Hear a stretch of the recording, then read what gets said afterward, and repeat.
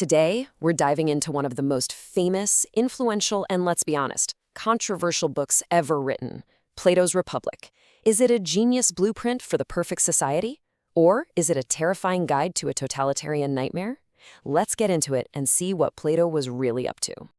To really get the Republic, you first have to understand where Plato was coming from. He was completely disillusioned. See, his mentor, his friend, the great Socrates, was condemned to death by the democracy of Athens. For Plato, this was an absolute catastrophe. He saw a system that could execute its wisest citizen as just fundamentally broken. That event set him on a lifelong quest to design a state that would be immune to that kind of failure. Now, the Republic isn't written like some dry textbook. It's actually a dialogue. Plato uses the character of Socrates to lead a group of thinkers on this big search for the true meaning of one single powerful idea: justice. And the conversation starts out pretty simply. Maybe justice is just telling the truth and paying back your debts, or maybe it's giving every person what they're owed. But Socrates, in his classic style, just dismantles these simple definitions. He shows how they completely fall apart in tricky situations. And that really sets the stage for a much, much deeper debate. And right here, we get to the core conflict. A guy named Thrasymachus jumps in with a really cynical view. Justice is just whatever the people in power say it is. It's might makes right. But Socrates pushes back with this truly revolutionary idea. He says a true ruler, a just ruler, is like a doctor. They don't act to benefit themselves, they act for the good of their patient, or in this case, the good of the entire community. So how do we find this true justice then? Socrates proposes this brilliant analogy. He says trying to define justice in one person's soul is like trying to read tiny letters from far away. It's way easier, he says, to read the bigger letters first. So to understand justice in a single person, they're first going to design a perfectly just state. And this brings us to Plato's actual blueprint for his ideal state. It's a society that is very rigidly structured into three distinct classes of people. So Plato believed every person's soul has three parts. You've got appetite, spirit, and reason. But in each of us, one of those parts is dominant. And this is the key to his whole social structure. The biggest class, the artisans, they're driven by their appetites. They're the farmers, the craftspeople, the producers. Then you have the guardians, driven by spirit. These are the brave soldiers. And finally, the smallest, most elite group, the rulers, are the ones totally dominated by reason, the Philosopher Kings. Okay, so here's the crucial point. For Plato, justice isn't about our modern ideas of rights or laws. It's about order. It's about harmony.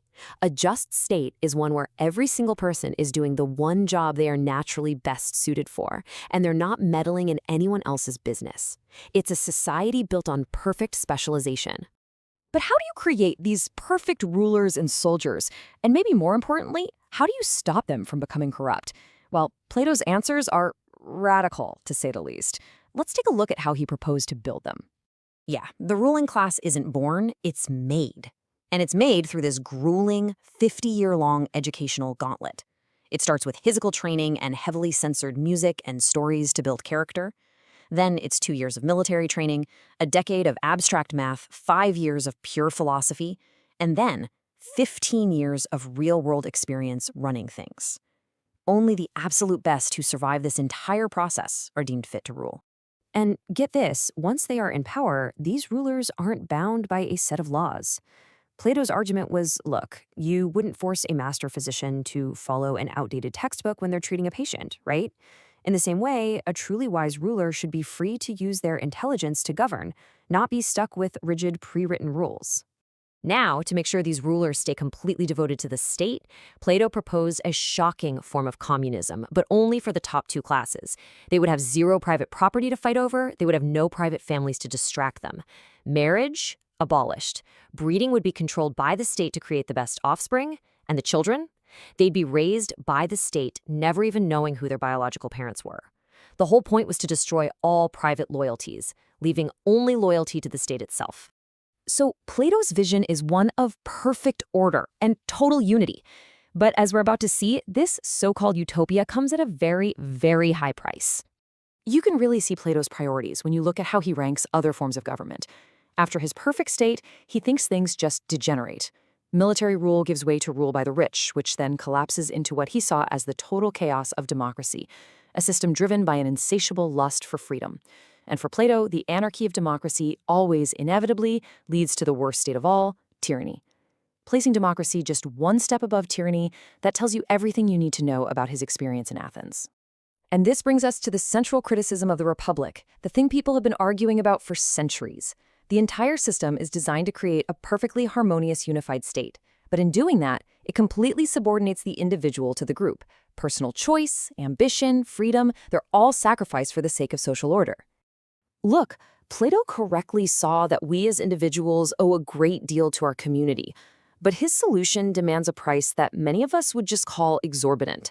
The harmony he wants requires getting rid of private property, the family, artistic freedom, all these things that most people consider absolutely essential for a good life.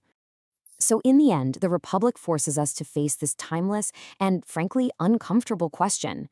What's the right balance between the good of the community and the freedom of the individual? Plato gave us his extreme, uncompromising answer. But it's a question we are all still grappling with today.